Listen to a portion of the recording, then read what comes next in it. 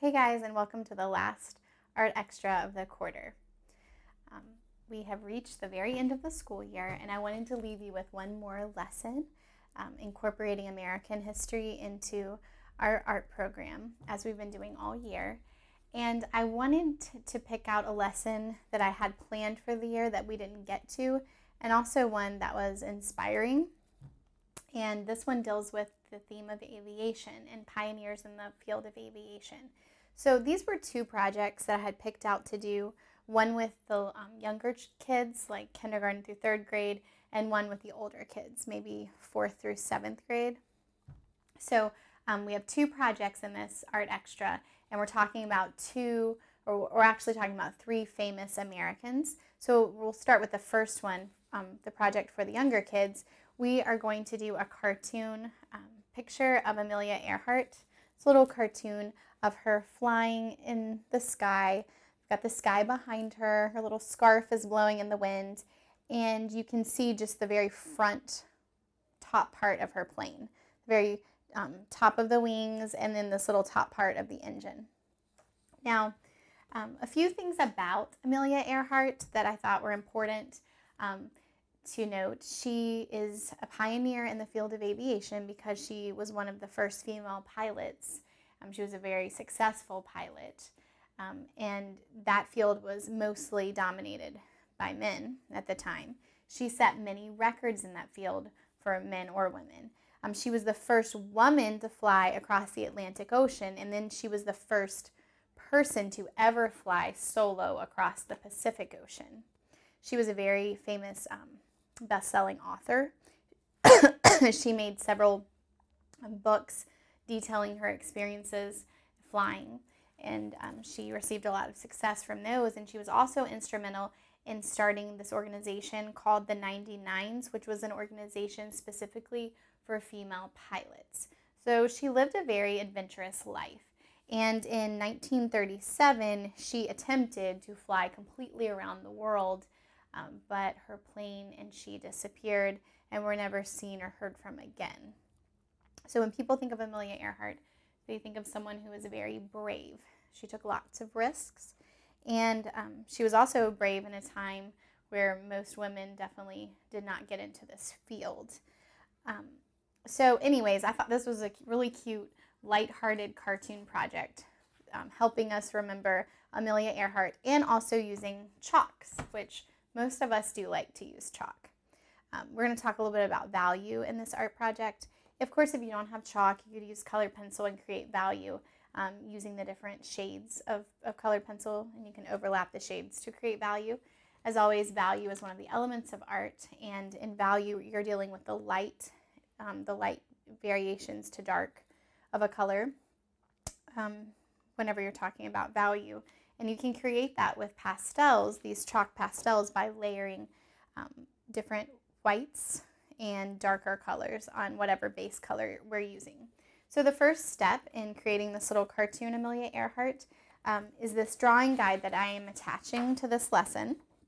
And it's a super simple drawing guide, a cartoon drawing of Amelia Earhart. It starts by just drawing an upside down U at the bottom for the engine. And I did that right here, and then I followed that by two semicircles. And then I used a ruler to draw just the wing coming out from the engine. And then from there, I drew the two curved lines that make the windshield. And then there's her little scarf blowing in the wind. And then I just drew a super simple cartoon face. Now, we get into value when we start applying color. For the wings of the plane and some parts of the engine, I used this nice red chalk pastel, and I just put that all over the wings. Now, to create some value, I went and took a white chalk pastel and added highlights to the top. And I did that on both sides, and also highlighted different pieces of the engine, kind of like the rim of the engine, the top parts of these three parts of this engine right here. I used white for that. I took a nice brown and made shadows on top of my red wing to create some shading there. And then with my scarf, I started with just a base color of yellow, this happy bright yellow. I colored the whole scarf that as well as the cap. And then I went in with a deep orange, this color, and I added some variations of value in the little folds of the scarf. So I added some darker colors where I wanted to create like a shadow, and then I also took my white again and outlined highlighted areas of white here. Now when I was completely done with that, with Olive Amelia, and I added some hair peeking out behind her goggles and cap, I just added some white fluffy clouds in my background. I picked a blue sheet of paper so I wouldn't have to paint my background because I had those. Of course, you could use whatever you have at home.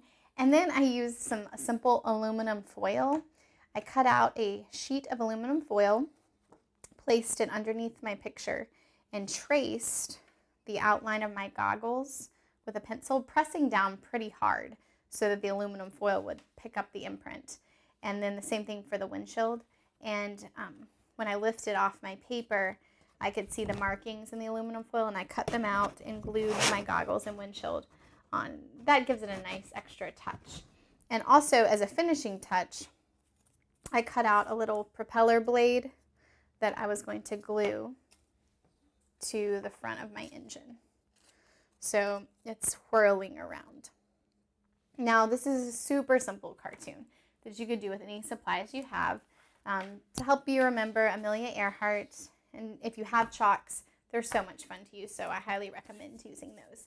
Now, moving on to this next project, we're going to be talking about two other famous Americans who were very important in the field of aviation because they were the first people to ever build and fly a airplane. And they did this in 1903. In fact, they did it on December the 17th, 1903. They had 4 successful brief flights in Kitty Hawk, North Carolina. And the 2 men responsible for this were Wilbur and Orville Wright. They were from Ohio. And interesting how they came to work with airplanes.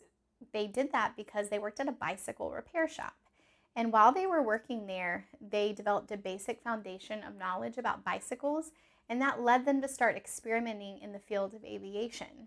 And a few years later, that paid off in 1903 when they became the first people to successfully pilot an airplane. Again, the flights were very brief.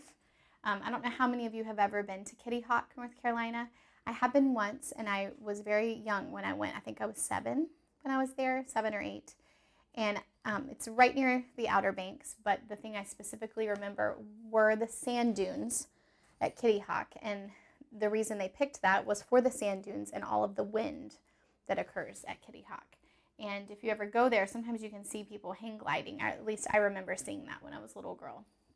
So that is why this is all yellow and brown. These are supposed to represent the sand dunes at Kitty Hawk, North Carolina.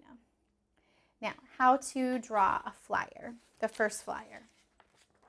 I'm attaching this picture. It's just a basic black and white drawing of the first flyer. This has a photograph, some photographs of it, and here is the basic drawing that I used. Now, a couple ways you can do this. In the directions I read, they said to make a template out of a piece of cardboard, a 2x7 template, and I did that. I made a 2x7 template and used it to draw like the base of my flyer. If I was to do that again though, I would draw a bigger flyer. I used a large sheet of paper because this was my last big sheet of watercolor paper that I can find, and I love big pieces of paper, but I wish that I would have not listened to the instructions and made mine a bit bigger because I would have liked my flyer to take up more of the paper. But if you have a normal size sheet of paper, like maybe this, that's totally fine to do the dimensions listed in your directions. So the first thing I did is I just spent time drawing this using a ruler, a pencil, and eraser very carefully. You definitely have to use a ruler for this because, as you can see, you have several squares within this really long rectangle that make up the shape of the flyer. And I made sure that I measured them so that all the squares were equal in size that needed to be. If you look at the flyer, the first couple of squares are bigger than the squares that come inward. And so I measured them to make sure that all of my squares that were supposed to be symmetrical were all equal in length. And then, of course, you're going to draw your 2 propellers, as I did. Now, like I said, if I would do this again, I would make my flyer much bigger and make it expand across the page. And maybe I wouldn't even see the sand dunes. I might paint like a really pretty sunset. But for the watercolor part of it, as I started watercoloring, I started here at the base. Typically, I don't do that, but with this picture, I did like a simple horizon line where the sky and earth meet after I drew out my flyer. And I started kind of whipping the watercolor up into kind of some billowy dark storm clouds. Since we're near the ocean, I decided to make my sky look kind of stormy, like maybe a storm is coming in off the ocean. And so I did that here. I picked like a deep navy blue and purple and let them bleed together. And then as I got up here, I took my watercolor brush and I just got it wet and picked up some nice turquoises and blues and purples and kind of just dabbed them into clouds. I didn't want the watercolor to run all over the sky. I wanted you to be able to see different cloud formations. So sometimes they ran depending on how wet my brush was, and sometimes they did not. And just filled up the sky. Like I said, I didn't want the whole thing covered because I wanted there to be some movement. Now after that was completely dry, then I painted my flyer. Now that's really important. With this project, it's very important that you do not paint everything at one time. There needs to be time in between each step for it to dry so that your flyer, the brown that I used for my flyer, did not run all over the purples and blues for my sky, because that would have ended up looking really muddy and not at all what I wanted.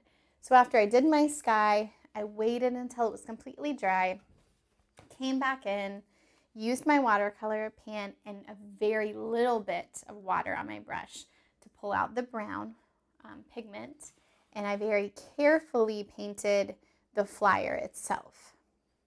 Now, a step I forgot to mention that's really important with the flyer is to make sure you outline all of your lines with a Sharpie. I used a normal Sharpie for these outer lines, and for these little lines here, I used a fine point Sharpie. That's a really important step because otherwise you lose all the details of your flyer. Now, after the flyer was dry and the sky was dry, I decided to paint my sand dunes. Now, I did that by applying just a base coat of like a lemony yellow. That was the yellow that was in this palette, and it looked super bright. So while it was still wet, I put some deep browns and some reddish browns in different areas to create some shadows, and kind of like the sand was curving and rolling like a sand dune would with natural shadows. And when that was still wet, I put some salt on it to give it a nice texture. We do that sometimes in art class. And since this was sand anyway, I wanted to kind of give it like a grainy texture. So while the paint was still wet, I tossed some sand on it, salt for the sand, let it dry a bit, and then kind of shook it off after it was done. So there are your steps for your Wright Brothers flyer. Now, all three of these Americans were super important in the field of aviation, and I picked those because they faced very big obstacles, some flying around the world and some making this amazing machine that would change human history forever for all of us who have used airplanes, and we're constantly shopping online, getting things mailed to us that use an airplane. So this invention of an airplane has shaped history for us. And then Amelia Earhart, as she is bravely flying across oceans, making new things possible, I thought these were very fitting because we are coming through a challenging time, and all of you all have done really well, I believe. I've seen lots of great artwork come home. I think you guys are being really brave and doing different things, trying new things, doing distance learning. We're all having to do different things, and we had to do that all quarter. And I just want you to know that I'm proud of you for giving your best, for trying hard, for sending me the pictures of your work, and just getting things done. And I am looking forward to next year when I hope we can all be back together and get back to doing what we were doing. I'm already making plans. I love you, and I hope you have a great summer.